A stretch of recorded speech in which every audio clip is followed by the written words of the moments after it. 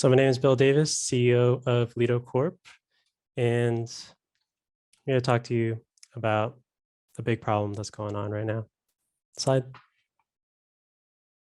The problem is our soldiers put their lives on the line with outdated tech. Imagine men and women hunkered down in a desert war zone, thousands of miles from home. They have it important to do, which is to keep us safe, but they feel isolated. They don't have access to this incredible tech since the acquisition process takes years for new tech to finally get into their hands. For now, they have to make the best of what they have available, even if that is something Frankenstein together. I've heard of stories of it works, but don't touch it since they can't afford for their networks to go down. Unclassified, classified, and top secret networks each need separate secure devices in order to connect. Imagine needing to have 3 laptops, 3 modems, and 3 routers with you whenever you need to get to just to have connection to the data that you need to get your work done. Their packs are already heavy. Essential gear to communicate weighs even more. They deserve better. Next slide. They should have a lightweight, portable system that allows them to get their work done wherever they need to be. Whether it's from combat training to flight simulations, they should have the performance power at their fingertips instead of having to compromise or be weighed down. Next slide.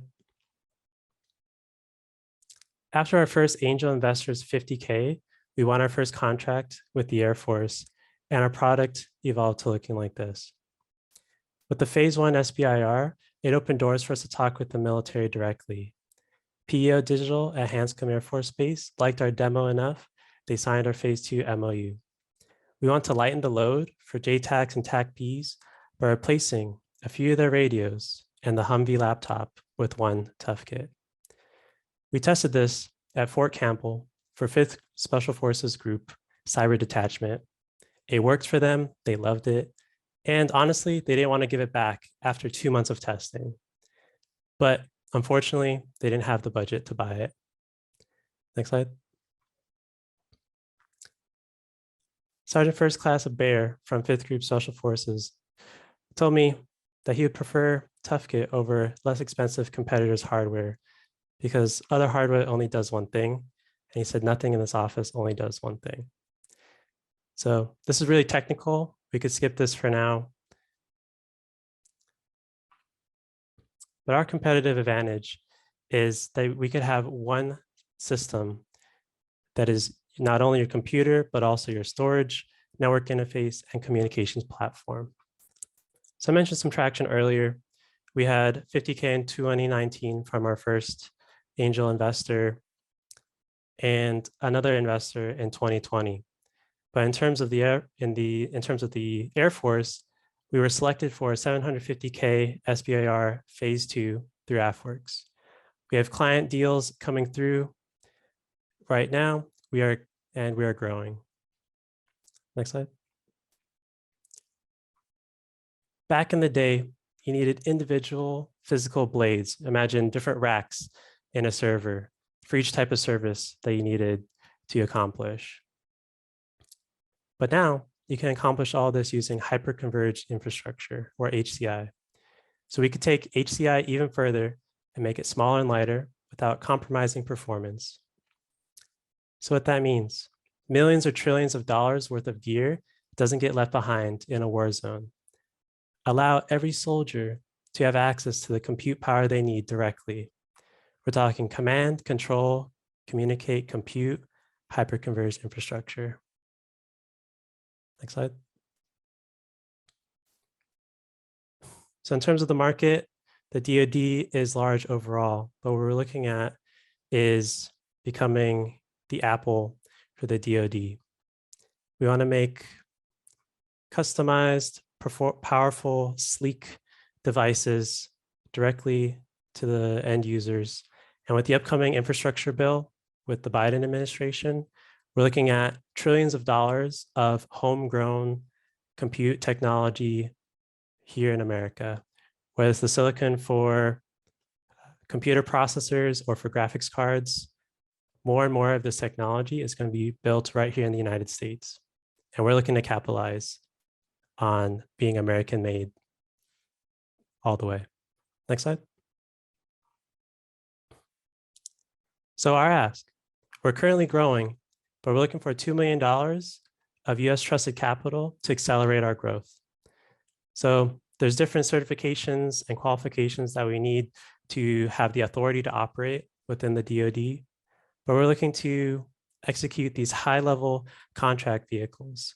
We're looking to have the prioritization from chip manufacturers, whether they're Intel, AMD, and NVIDIA, so that we can get the supplies that we need to scale.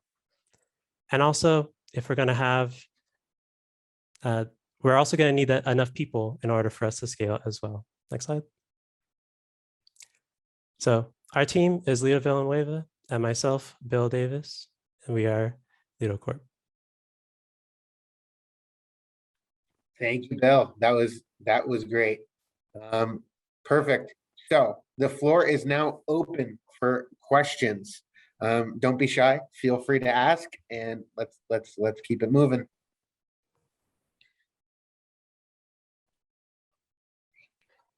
I have the first question for William. I'm sorry if you can't hear me, I lost my voice. So once you're raising capital, it's always challenging to raise capital on a gov-focused business. I mean, if you have multiple markets, that's one thing. Or if you're dual use, that's one thing. But hunkering down just on gov, it's really sometimes very difficult to attract VC investments. What would you say to an investor at this stage about your commercial ambitions as well? Yeah, so I appreciate the question. In the one pager read ahead, we did discuss a dual use market. We have interest in the commercial market as well, and we have other projects within Litocorp that is also focused on helping people, whether it's trying to increase, be like an internet service provider in another country, or helping out with commercial markets in terms of some people have approached us for esports or gaming, but ultimately we want to be able to help people. And our other technology within Litocorp is for suicide prevention tech. Awesome. I throw out an idea here, just a quick follow-up for mining.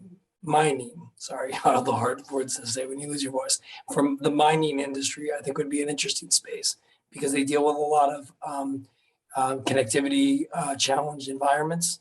And if your solution can help with that, I think that'd be an interesting poll.